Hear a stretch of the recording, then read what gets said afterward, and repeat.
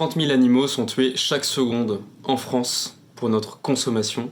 C'est énorme, 30 000 chaque seconde. On va parler dans cette vidéo de la souffrance animale. Il y a des élevages qui élèvent bien leurs animaux, il y a des élevages qui maltraitent les animaux, il y a des bonnes manières de tuer, il y a des mauvaises manières de tuer un animal pour qu'il souffre ou qu'il ne souffre pas, ou pas. C'est ce dont on va parler dans cette vidéo, et comme d'habitude, je vais laisser les jeunes pousses en parler pour moi. Je vais les laisser leur raconter leur expérience. Vous allez voir, c'est super intéressant ce qu'ils vont raconter. Donc surtout, n'hésite pas à t'abonner à leur chaîne à la fin de cette vidéo. Il y a les liens dans la description. N'hésite pas à le faire, ça les encourage, ça leur donne encore plus de peps, et surtout, ça leur donne envie de faire plus de vidéos. Voilà, je te laisse là pour la suite de la vidéo. Bonjour, c'est Floriane de la chaîne Fauvaria et aujourd'hui je vais vous parler de ma vision de la souffrance animale. Donc déjà, quand je pense à la souffrance animale directement, je pense que les gens s'imaginent plutôt des animaux domestiques se faire battre, etc. Mais dites-vous qu'il n'y a pas que ça, qu'il y a aussi tous les animaux d'élevage, et ça les gens n'y pensent pas puisque ça touche à leur propre culpabilité. Mais même si vous mangez de la viande, eh bien essayez au moins d'en être conscient et de pas manger de la viande mécaniquement, juste sans avoir conscience de tout ce qui s'est passé derrière. Et en plus la viande est tellement dénaturalisée, par exemple quand on a des saucisses ou ce genre de choses, qu'on peut pas imaginer l'animal derrière. Et donc moi j'ai essayé de me mettre à la place des gens pour essayer de comprendre ce qu'ils imaginent, et autant à la place de quelqu'un qui mange de la viande, je sais ce qu'il pense vu que moi-même une grande partie de ma vie j'en ai mangé, et je sais que en fait j'ai tout simplement pas pensé à l'animal, j'ai juste mangé comme ça, je trouvais ça bon et donc je continue à manger parce que je trouvais ça normal, parce qu'on me l'avait appris avec mon éducation. Mais après j'ai une prise de conscience, et après c'est tout un mécanisme qu'on a expliqué dans une autre vidéo de la prise de conscience que Alex mettra peut-être dans le petit i ou dans la barre d'information. Et en fait maintenant j'ai plus du tout la même vision par rapport à ça, et donc j'ai essayé aussi de me mettre à la place des agriculteurs, parce que je me dis, enfin pas des agriculteurs, des éleveurs, parce que c'est eux qui élèvent vraiment les vaches ou les cochons qui vont se faire tuer. Et en fait je me suis dit qu'il y avait un mécanisme chez l'humain qui fait qu'on a l'impression que l'animal nous appartient et qu'on a l'impression de l'aimer, mais c'est pas le même amour qu'on peut avoir avec un humain par exemple, puisque imaginons qu'une petite fille ait un hamster dans sa cage avec sa petite roue, et bien cette petite fille va dire moi j'adore mon hamster, et c'est vrai, elle l'aime, mais elle l'aime en tant qu'objet, elle l'aime pas pour son bien. C'est-à-dire qu'elle aime bien qu'il lui appartienne et le voir tourner dans sa petite roue, mais si elle pense réellement à ce que son hamster soit heureux, et bien là, elle l'aimera et elle le mettra dans un endroit où il sera plus heureux que dans une cage. Et justement, c'est ça le problème, je pense, c'est que on pense trop que les animaux nous appartiennent et qu'on peut en faire ce qu'on veut. Et enfin, à part peut-être si les gens ont la même vision de l'amour avec les autres humains et qui sont en mode ok, toi je t'aime, tu m'appartiens, je fais ce que, enfin je t'enferme et je fais ce que je veux de toi. Mais personnellement c'est pas ça ma vision de l'amour, et ma vision de l'amour c'est si j'aime et je respecte quelqu'un, eh bien j'ai envie que la personne ou que l'animal soit heureux, et donc qu'il ait toutes les conditions réunies pour l'être, et que je ne l'enferme pas ou que je ne le mange pas, encore pire.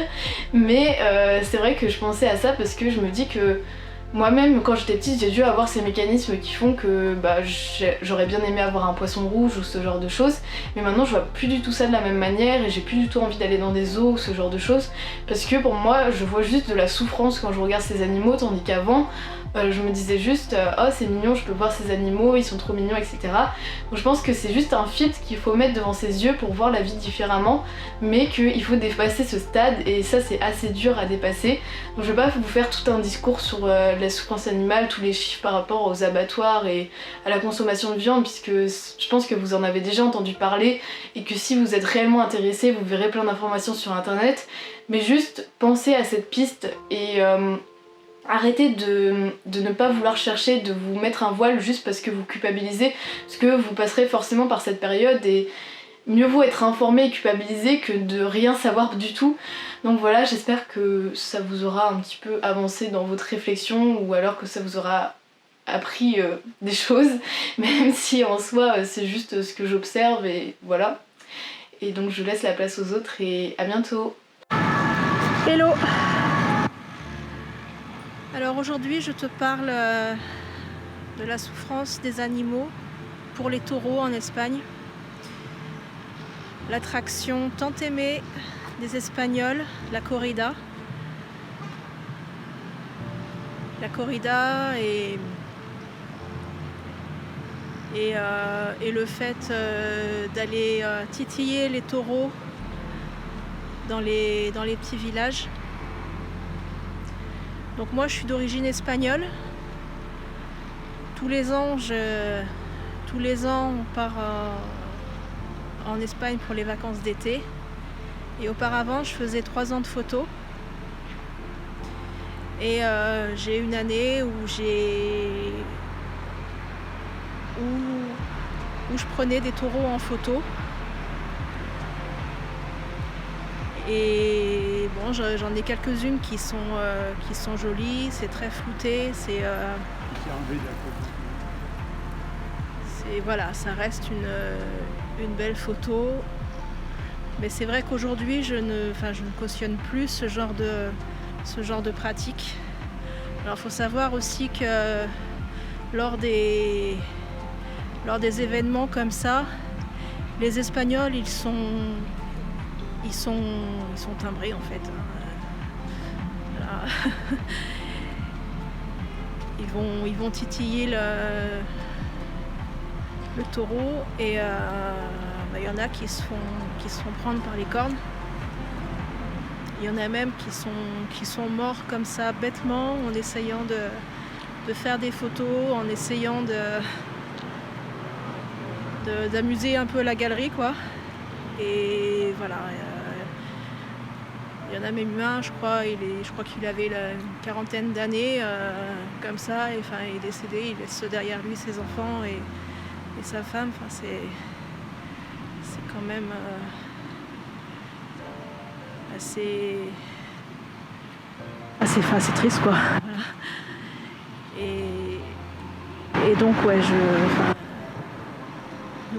nous à présent on cautionne plus ce genre de choses, donc on va plus à ce genre d'événement. Et c'est vrai que le fait de s'amuser comme ça à jeter des pics sur les taureaux, c'est de la souffrance et au quotidien, la plupart des gens, ils cautionnent ce genre de choses en mangeant de la viande. Donc moi je suis végane. J'ai eu un déclic l'année dernière sur la viande et progressivement j'ai diminué les produits laitiers, les œufs, tout le reste. Donc voilà. Voilà, je vous laisse là et je vous dis à bientôt. Ciao. Namasté à vous, les jeunes pousses. Je m'appelle Valérie Heitz, je suis énergéticienne et professionnelle bien-être. Et grâce à mes connaissances en médecine traditionnelle chinoise, en énergétique, notamment de par la pratique du Reiki, en diététique également, je accompagne finalement les personnes vers un mieux-être et je pratique également de la prévention santé, notamment à travers le massage également. Aujourd'hui, je vais peut-être apporter un petit regard un petit peu différent sur la condition animale et plus particulièrement sur la souffrance animale de par une expérience que j'ai vécue. Donc il faut savoir qu'il y a 5 ans de cela, j'avais 20 kg de plus et sans rentrer dans les détails, j'ai voulu perdre du poids. J'ai donc changé ma façon de m'alimenter petit à petit et j'ai baissé drastiquement ma consommation de viande. Il faut savoir que j'ai été élevée dans une famille où la viande fait partie intégrante du repas. Donc je mangeais de la viande minimum 2 fois par jour, donc midi et soir. Il n'y avait pas de repas sans viande. Voilà, c'était pas possible, ça faisait partie intégrante de la façon dont le repas était construit et était fait. Ou en tout cas, quand je dis viande, c'est matière animale, donc c'est viande, poisson, fruits de mer. Et donc j'ai baissé drastiquement ma consommation de viande par la suite. Aujourd'hui, il faut savoir que je n'en achète plus ou presque plus. Si j'en mange, c'est à l'extérieur quand je suis invitée, éventuellement parfois au restaurant s'il y a vraiment un plat qui me donne envie. Mais sinon, j'avoue en consommer très très peu. Pareil pour tous les produits d'origine animale, donc que ça soit le lait, que ça soit les œufs et vraiment tout ce qui peut toucher en fait aux produits animaux, je n'en achète plus ou alors très rarement 2 fois par an. Mais ça ne m'arrive presque plus et j'arrive très bien à m'en passer aujourd'hui. De par une certaine prise de conscience, je boycotte aussi les zoos, je boycotte les cirques où il y a des animaux en spectacle. Donc voilà, pour moi ça fait vraiment partie intégrante aujourd'hui de ma vie et c'est vraiment quelque chose qui me tient à cœur et qui me touche particulièrement. Et à ce sujet, je voulais vous partager une expérience que j'ai vécue dans le cadre en fait de mon activité en tant qu'énergéticienne et c'est quelque chose que je voulais vous partager parce que ça m'a particulièrement touchée et j'ai vraiment pu sentir en fait la souffrance animale ou en tout cas sentir le fait qu'ils ont vraiment des émotions et des sentiments comme nous. Pourquoi? Parce que j'ai une amie en fait qui avait du coup un cheval. Et il y a quelques mois de ça, c'était fin 2019, en décembre, elle me contacte et elle me dit voilà Valérie, mon cheval, ça fait 10 jours qu'il a une colique. Et il faut savoir que les coliques chez les chevaux, c'est mortel. Et donc elle me dit ça fait 10 jours qu'il a une colique, il est vraiment très affaibli, les médecins et les vétérinaires n'arrivent pas à le guérir, ils n'arrivent pas exactement à savoir ce qu'il a, etc. On est en plein en train de faire des analyses, mais voilà, on ne sait pas quoi faire. Donc je viens vers toi un petit peu en dernier secours. Est-ce que tu fais des soins à distance? Parce qu'elle habite dans le centre de la France et moi j'habite en Alsace. Et elle me dit voilà, ton Reiki, tes soins énergétiques, est-ce que tu les fais à distance et est-ce que tu le pratiques sur les animaux? Bon, alors autant vous dire que pour moi c'était vraiment une première. Les animaux, je sais qu'on peut faire du Reiki sur les animaux, on peut faire du Reiki un peu sur tout ce qui existe, hein, même sur la nourriture, sur les plantes, on peut vraiment énergiser en fait un petit peu tout ce qui existe. Mais les animaux, j'en avais fait très peu sur mes chats à l'époque. Mais vraiment en direct en fait. Des soins à distance, je n'en avais jamais fait. Pareil, je sais que ça existe, je sais qu'il y a des gens qui font des soins à distance. Je sais que ça marche, j'ai une confiance absolue là-dedans. Attention, vous allez me prendre un petit peu pour une perchée. Hein. Là, je pars dans quelque chose d'un petit peu... Voilà, un petit peu... Enfin, qu'on voit pas partout. Si tout le monde n'adhère pas, il n'y a pas de souci avec ça. Mais c'est quelque chose que je voulais partager parce que je me suis dit que ça pouvait peut-être parler à certains d'entre vous et que c'est une expérience qui m'a vraiment marquée pour le coup et qui rentre tout à fait dans ce thème-là, donc je voulais vraiment vous le partager.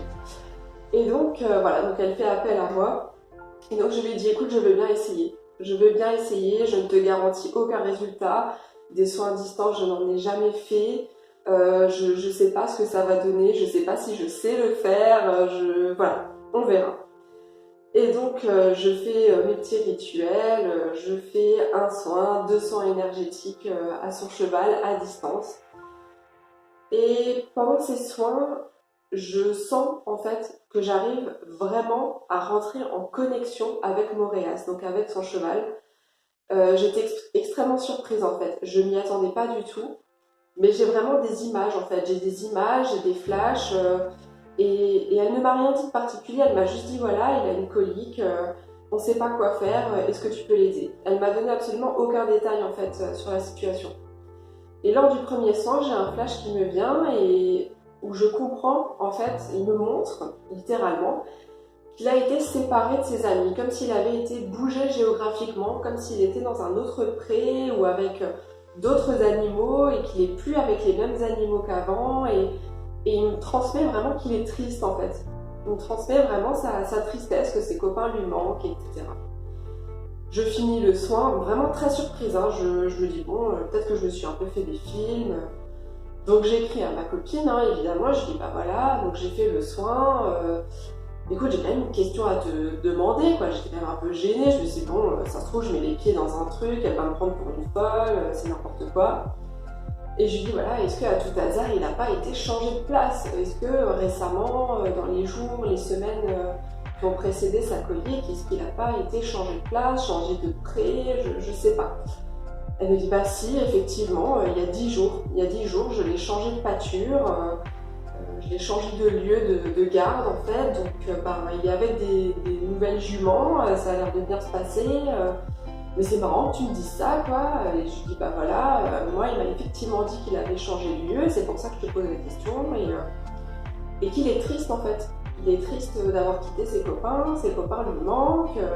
Ça veut pas dire qu'il n'est pas heureux là où il est aujourd'hui, mais voilà, ça l'a un petit peu perturbé en fait ce changement. Et c'est là que je comprends que les animaux c'est comme nous en fait. Hein. Nous parfois quand on change de lieu, qu'on change d'alimentation, qu'on change d'environnement, on peut avoir des petits troubles digestifs, ne pas digérer de la même façon, ne pas évacuer de la même façon, etc.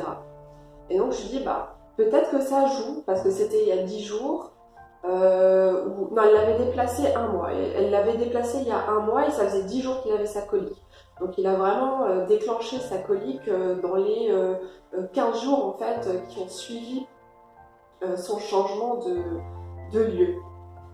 Bon, d'accord, donc je lui dis bah il y a peut-être un petit peu de ça. Peut-être que voilà, son état émotionnel et psychologique joue un petit peu sur son état physique hein, finalement.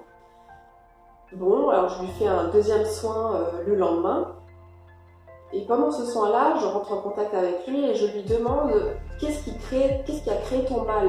Quelle est l'origine de ton mal en fait? Et là, il me montre une image de lui en train de manger. Et donc, j'en conclus que ça vient peut-être de son alimentation. Donc, je contacte mon ami à la fin du soin, comme d'habitude, je lui écris.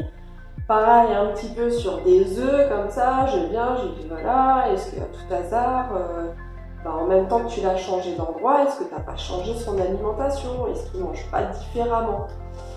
Et là, elle me dit bah si, effectivement, le fait de l'avoir changé d'endroit, j'en ai profité pour lui donner une autre alimentation que je pensais plus adaptée, etc.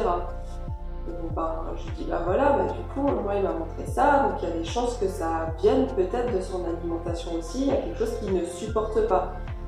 Et là, elle me dit, mais tu sais, c'est quand même drôle parce que mon copain, qui habite avec elle, m'a dit exactement la même chose et il pense que ça vient aussi de l'alimentation, de par, lui par contre, de façon plus concrète, l'observation qu'il a pu faire sur place et finalement le lien en fait qu'il a pu faire entre la suite des événements en fait. Il pensait aussi de façon très concrète, en observant vraiment ce qui se passait sur place, que c'était peut-être aussi l'alimentation qui avait fait ça. Et la finalité de l'histoire, c'est que je n'ai malheureusement pas pu sauver ce cheval, ça faisait trop longtemps. La finalité de cette histoire, c'est que je n'ai malheureusement pas pu sauver ce cheval. Il était malade en fait depuis trop longtemps. Depuis 10 jours, le temps que moi je fasse les premiers soins, ça faisait 12-13 jours. Voilà, on m'a pas prévenu à temps, je pense que j'ai pas commencé le travail assez rapidement. Ça reste une maladie quand même assez particulière chez le cheval, donc je n'ai malheureusement pas pu le sauver, mais ça a été vraiment une expérience assez incroyable. Déjà j'ai découvert que je pouvais faire des soins à distance, que je pouvais faire des soins sur les animaux. Et surtout, j'ai vraiment pu me rendre compte, en fait, réellement, et c'est ça le sujet de cette vidéo et ce que je voulais vous partager, c'est que j'ai réellement pu, en fait, me rendre compte et ressentir réellement les émotions, en fait. Les émotions, les sentiments, en fait, que ce cheval vivait, ressentait, et que finalement, ils sont comme nous, qu'ils sont aussi perturbés que nous quand on les déplace d'endroit, que quand on les sépare de leurs amis, quand on leur change leur alimentation, leurs habitudes. Ils sont exactement comme nous, ils vivent les choses exactement de la même façon que nous et ça se répercute sur leur santé et leur santé physique, je veux dire. Et voilà, et c'est ça que je trouve assez extraordinaire parce qu'il y a une différence entre le mentaliser, le comprendre, voilà, quand on voit des images d'animaux qui souffrent ou qui sont tristes ou qui ont mal, on mentalise et on comprend qu'ils ont mal parce que voilà, on est humain, qu'on a un minimum d'empathie, qu'on comprend bien que les animaux ressentent des choses comme nous. Mais entre le mentaliser et le vivre et le ressentir, il y a une réelle différence et ça m'a vraiment touchée et ça m'a vraiment apporté la preuve concrète et directe des sentiments et des émotions que les animaux peuvent ressentir. Donc voilà, j'espère que cette histoire vous aura plu. Une fois de plus, j'ai tout à fait conscience que tout le monde n'est peut-être pas ouvert à ce que je raconte et ne comprenne peut-être pas ce que je raconte. Je le respecte, donc je vous demande aussi de respecter mon point de vue et mon ressenti, voilà, tout simplement. Et si vous souhaitez en savoir plus sur mon travail et si vous voulez que je vous partage aussi un petit peu plus ce que je sais et ce que je vis, vous pouvez vous abonner à mon Instagram et à mon Facebook. Je pense que ça s'est affiché quelque part par là tout à l'heure. Vous pouvez aussi trouver les liens dans la description de cette vidéo. Voilà, merci beaucoup pour votre écoute. Salut jeune pouce, si t'es arrivé jusqu'ici, c'est que cette vidéo t'a plu et je t'en remercie vraiment beaucoup. Si elle t'a plu, tu peux liker la vidéo, la commenter, la partager et surtout t'abonner à cette chaîne pour qu'elle continue de grandir et que le message qu'on veut partager tous ensemble ici sur cette chaîne YouTube se propage au plus grand nombre. Évidemment, si tu as aimé l'intervention des jeunes pousses qui sont arrivés dans cette vidéo, tu peux retrouver tous leurs liens vers les comptes Instagram, vers les comptes Facebook dans la description juste en dessous. Tu déroules la petite flèche et tu vas atterrir sur leur compte Instagram, leur compte Facebook et tu peux aller t'abonner, ça va les soutenir, les encourager et ça va faire grossir leur communauté parce que eux aussi ont des messages très importants à divulguer, à partager avec un plus grand nombre. Je te remercie vraiment si tu peux le faire, je te remercie d'avoir suivi cette vidéo. On se dit à la prochaine pour toujours, comme toujours. On se dit à la prochaine comme toujours pour une prochaine vidéo, surtout mange et vis en conscience, jeune pousse. Je ne le répéterai jamais assez. On se dit à la prochaine, je te laisse là, à plus tard, ciao.